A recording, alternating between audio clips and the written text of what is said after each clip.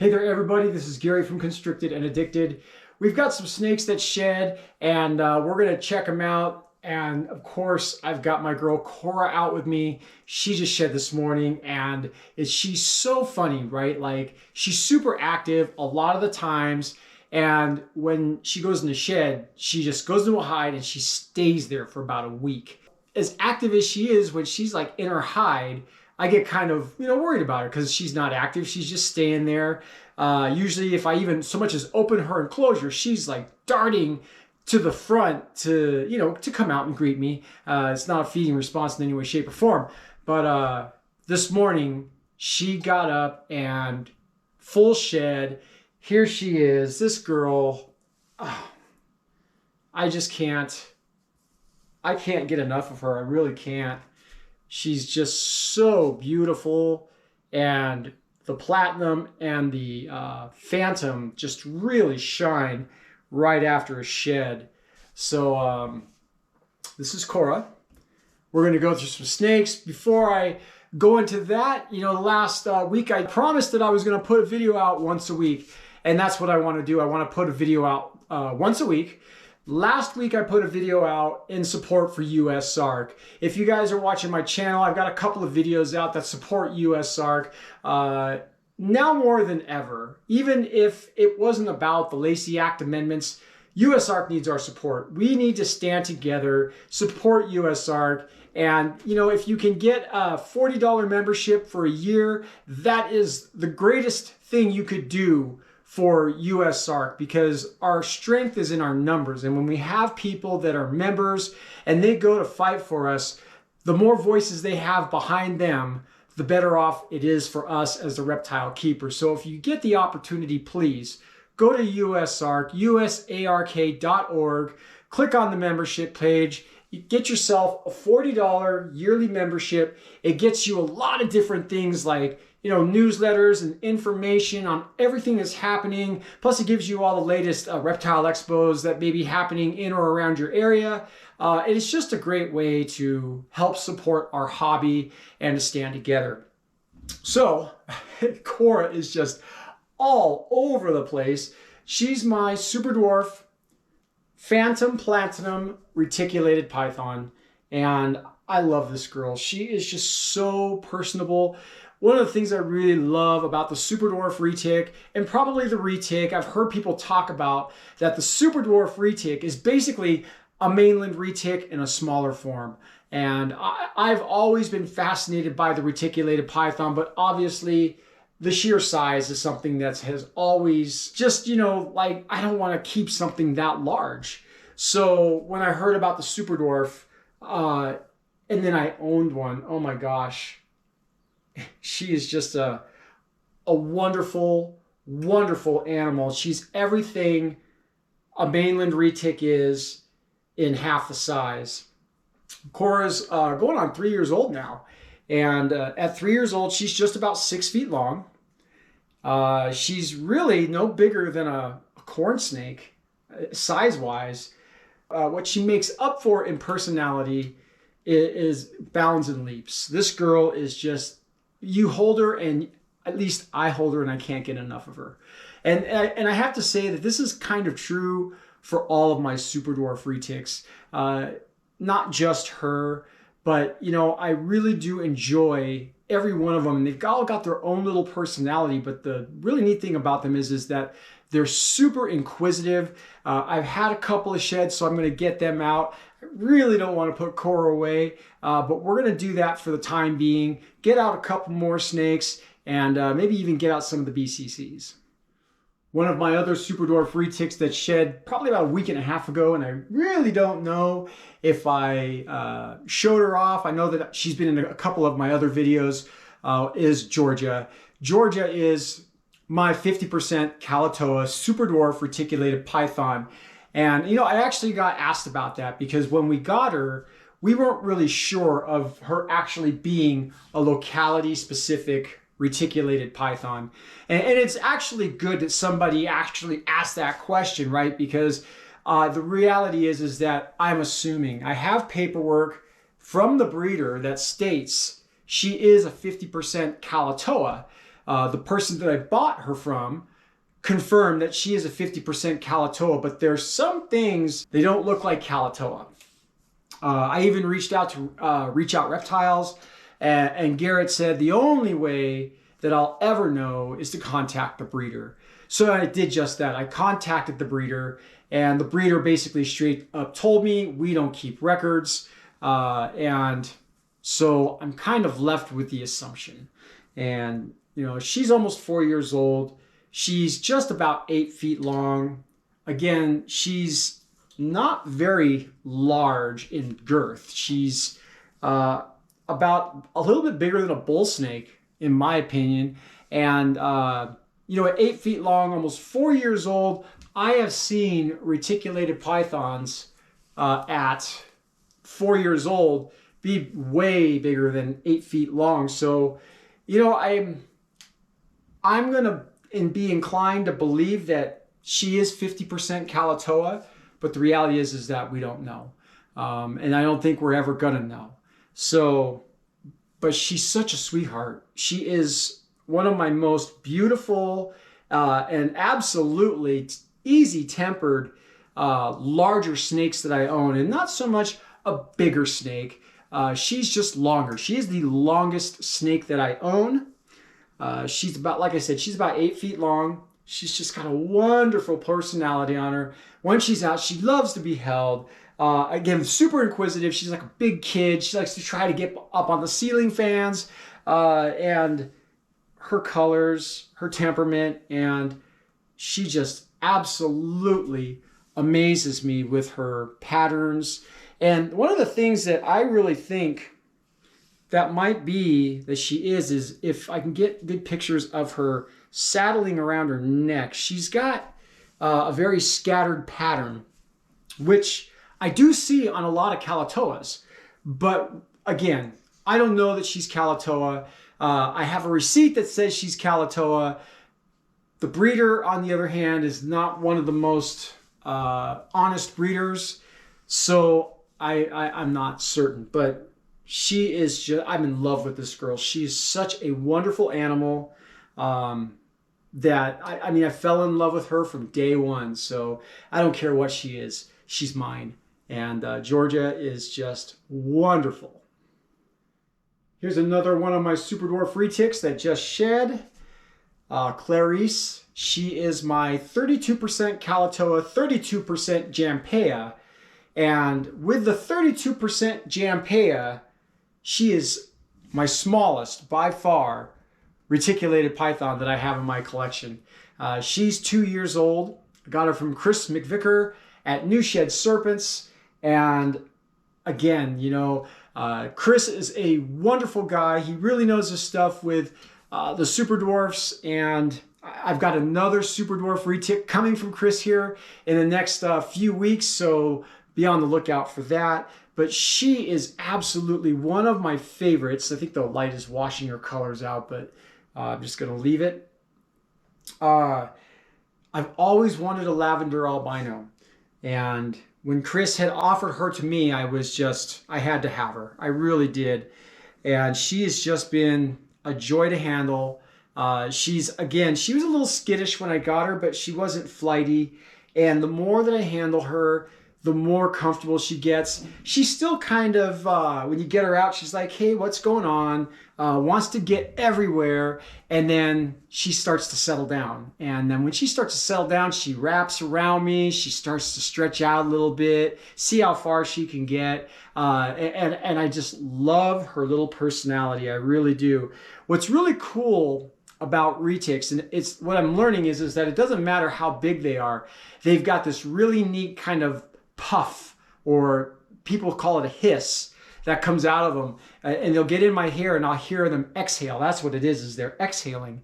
And, it would, kind of scare most people because they hear the snake hissing on them and they think that that's what it is. It's hissing. But my retics, they are exhaling. And even the smaller ones, they have that kind of a powerful, you can feel it. It's just really neat. Especially with Georgia. Georgia is just so big that she gets on you and she gets into your hair and you can just hear her just exhaling, which is just really super neat. But again, I'm a big fan of the Super Dwarf Retics, and Clarice is definitely one of my favorites in my collection. Let me see here. I got a couple of more that shed, so let's get them out. Here is King Darius. King Darius is my Suriname BCC, and I get asked a lot of questions, like the difference between my Guyana and my Suriname. The differences of my snakes are very, very distinctive. You can see, I could definitely tell them apart. One of the main differences of the two is my Guyana is almost purple, where King Darius is more of a beige, very, very defined patterns. Just a great, great animal. In my opinion, a great example of a boa constrictor. This is from Craig Land. And Craig got a hold of me the other day, and he's actually has a brand new litter of these animals. And boy, I wish I could take one off his hands. They are beautiful. He sent me all sorts of pictures. And this guy right here was my first BCC that I had in my collection. I wanted to make sure that I was ready to own a BCC, and I read up on it. I did a lot of research on BCCs, and I was ready. So when I added this guy to my collection, I just did everything I could to make sure that I gave him the utmost care. And, here he is. He just turned 2 years old on May 14th.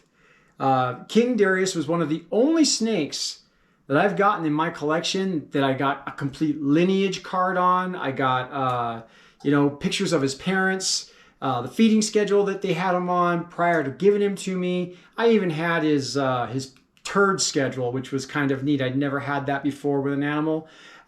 Carrie and Craig Land are wonderful people.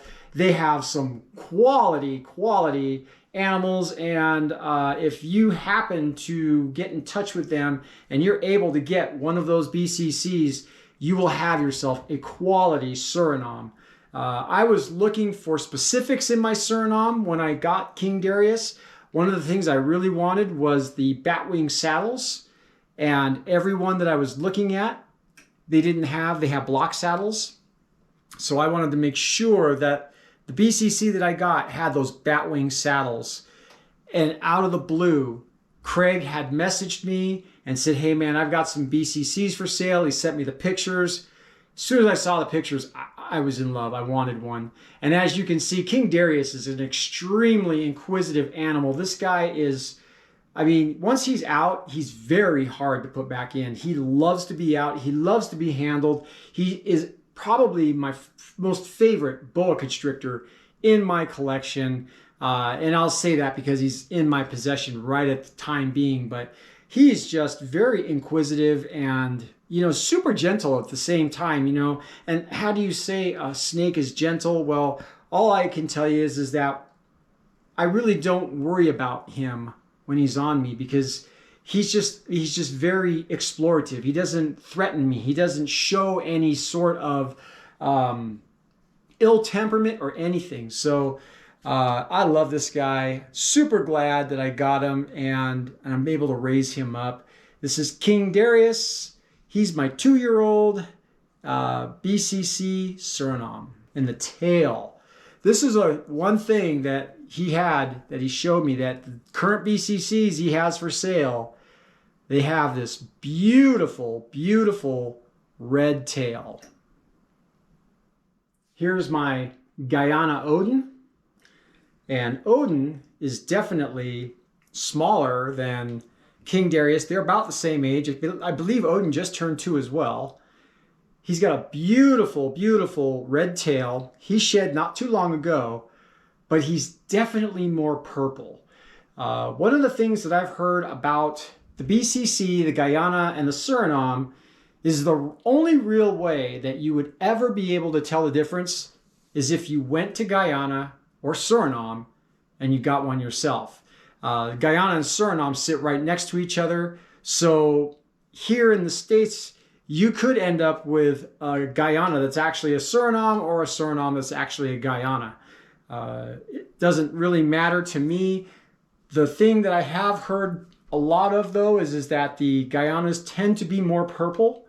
And this guy is definitely purple. I don't know if the camera is picking that up. But one of the other things about Odin is he does have the blocky patterns as opposed to the batwing saddles. But he's got a couple of batwing saddles at his head. And I don't know if he's going to let me show them to you or not. Oh, there we go. But he's got a couple of batwing saddles at his head. He's a little bit more cautious, extremely curious. He's not ill-tempered or anything, but he's definitely more reserved than King Darius is. King Darius will get right on you and start moving around. He, on the other hand, actually, he's being pretty good right now. He's being very inquisitive. But typically, he just likes to curl up and sit there for a little bit before he starts to do anything. But again, that beautiful red tail that's typical of the BCC and the purple markings. I love the underbelly of these guys, the speckling that they have. Just beautiful animals in general. My experience with owning a BCC and taking care of a BCC is that they do require a little bit more attention to detail than my other boa constrictors do. So what happens is that I end up giving all of my boa constrictors and my reticulated pythons, I give them the same care, and it seems to work out okay. I've not ever really had a broken shed from any of my animals. Nice, really moist and full sheds. The other thing is I've never experienced a respiratory infection, so I'm pretty certain that the care that I'm giving these guys, as far as humidity and heating is concerned, is pretty good. So I love this guy. He's just so wonderful. He's one of those guys that just kind of he earns my trust. Or maybe I earn his trust, I'm not certain. But this is Odin, my Guyana BCC. And here's my last girl that shed out. This is my Hog Island boa produced by Vin Russo, Adrestia. Adrestia was named after one of our songs in my band. This girl is so amazing. I really love her. This is a snake that my friend Leanne had purchased and then told me that she got it for me. I owed the money for it, but I would have never thought about owning a Hog Island boa to my collection if it hadn't been for her. So I'm really grateful that she thought about me in purchasing a Hog Island boa for herself and for me. And I've done the same thing for her. I've the BCC's King Darius' sister that I got from Craig Land. I bought 2 of them and told Leanne that, by the way, you've got a female BCC. So that worked out really well. Adrestia just shed a couple days ago. And as you can see, she's just a beautiful animal. I get a lot of questions about my Hog Island boa. And I get a lot of comments on her beauty, about how clean she is. She's just definitely gorgeous. And the older she gets, the more she sheds, the more these patterns just start to break out and speckle up. Her pinks really start to come out, and this orange tail, right? We talk about the orange or the red tail of the Surinames and the Guyanas, but this orange tail of the Hog Island boa is something else. It is really a beautiful, beautiful thing to see, and also This Hog Island boa here is just a perfect example of a Hog Island boa. So produced by Vin Russo, just a wonderful, wonderful animal. And my last video is going to be with this girl, Athena, who, she's such a big kid. I love her to death. She's the newest boa constrictor in my collection, and extremely inquisitive at that. She is just a regular old boa imperator, and she's big, man. She's huge. She gets into everything. When she gets on the ground, she just loves to cruise around. She's got a big old head on her. And I'll tell you what, I was supposed to rehome this animal. I was supposed to take this from somebody and then give her to somebody else. And when I saw her, I fell in love with her. She's just a sweet, sweet, gentle giant. See if I can get some good photos of her, or good pictures of her. Get her head in there. This girl is just super, super gentle. And I mean, she's really dark for a boa imperator, but I just really don't think that there's anything else in her. She is just a perfect example of what a boa imperator can grow up to look like. And let me see if I can get her length. She's a big girl, and she's not overweight in any way, shape, or form. She is absolutely in shape. She's got that squared loaf of bread look to her, and she's roughly about 7 feet long. So just a beautiful, beautiful, beautiful animal. Get that head in there again if I can. Yeah, you hear that? That exhale. I love that. I just love it. All right, everybody. Thanks for checking in. There's going to be more videos coming up. I got some ideas on some videos coming up. We're going to try to keep this entertaining. I appreciate the comments. I appreciate the views, and we'll see you on the next one. Thanks.